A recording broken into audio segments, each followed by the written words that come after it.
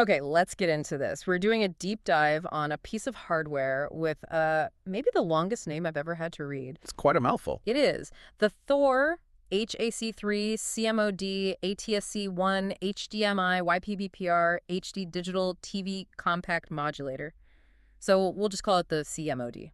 Probably a good idea. Our mission here is to figure out how this little box acts as a shortcut for, creating your own local HD TV channel. And why it's being called the most cost-effective way to do video distribution in big venues. What it really is a tiny version of an entire equipment rack. A full head end, but in your hand. A head-end and a handheld unit. Okay. So at its core, its main job is to take a video signal, any full HD source. Yep, 1080p 60. Could Yeah. be from a streaming box, a camera, whatever has an HDMI or component output. And then it just broadcasts that signal to, I think the term was an unlimited number of TVs. Pretty much, yeah. It sends it out over the existing coaxial cables that are probably already in the walls of the building. To understand how, I guess we have to look inside the box. You said it bundles a few different things together. Right. It's three key components that used to be separate, expensive boxes. First, you have a real-time MPEG hardware encoder. That's for compression. Okay, that makes sense. Then a DTV transport stream generator. It takes that compressed video and packages it all up for broadcast. And the last piece. An agile RF frequency modulator. That's the part that actually puts the signal onto a specific frequency, a channel. The output isn't some IP stream. It's a real TV channel you find with your TV's tuner. Which is why it's perfect for places like sports bars or hospitals. But I'm still stuck on that unlimited displays idea. Surely the signal degrades after, 50 screens? Ah, that's where the magic is. Traditional systems use HDMI, which needs a digital handshake.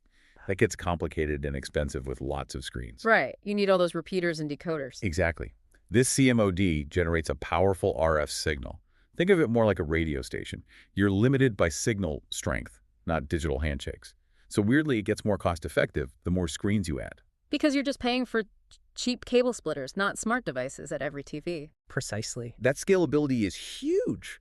But for it to really work, it has to be compatible with everything. Yeah. Which brings us to that AC3 part of the name. That's about the audio, right? Yeah, it is, and it's absolutely critical. It's a licensed Dolby AC3 audio chip. Why is that one chip so important?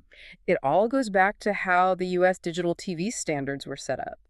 Some special interests, they mandated proprietary codecs, and AC3 was the audio format they chose. So if you don't have it. If you don't have that licensed chip, a lot of standard TVs and cable boxes in the U.S. will show your video, but you'll get total silence. This chip is basically your key to universal audio compatibility in the States. Wild that a decision from that long ago still dictates hardware design. Yeah. What about outside the U.S.? It's very flexible. It's got three main formats. The default is QAM, which covers most cable systems worldwide. Okay. Then you have the ATSC version for the U.S. over-the-air standard. And that version, this is important, it includes PSIP tables. And what does that do for the viewer? That's your electronic program guide. It's what makes your channel show up with a name and info, making it look, legit. And finally, there's DVB-T for Europe and other places. So we've got the cost model, the compatibility. But let's talk about the raw power. What are the key specs here? It handled 1080p at 60 frames per second, which is top-tier HEG. But the real game changer is the RF output. The power level is adjustable all the way up to 43 dBmV. Okay, translate that for us. What does 43 dBmV mean in a real-world building? It means you probably don't need an external amplifier. That's enough power to push a clean signal through hundreds of feet of cable and multiple splitters. It saves you money, hardware, and a ton of installation headaches. And I saw something about the USB port. It's not just for firmware updates. Right, there's two really useful things. You can plug in a drive and record the live input directly to a file, for archiving maybe. Or you can load a video file onto the drive and have the CMOD play or loop it, so you can turn your channel into, say, a digital signage board instantly. So to wrap it all up, you can take one HDMI source and turn it into its own high-power local TV channel for hundreds of screens. That's the takeaway. Yeah. So here's the final thought for you to chew on. This one little box replaces a system that used to cost tens of thousands of dollars and fill a server rack. So what kind of video projects that used to seem impossible now become, trivial? What kind of custom local content could you start broadcasting today?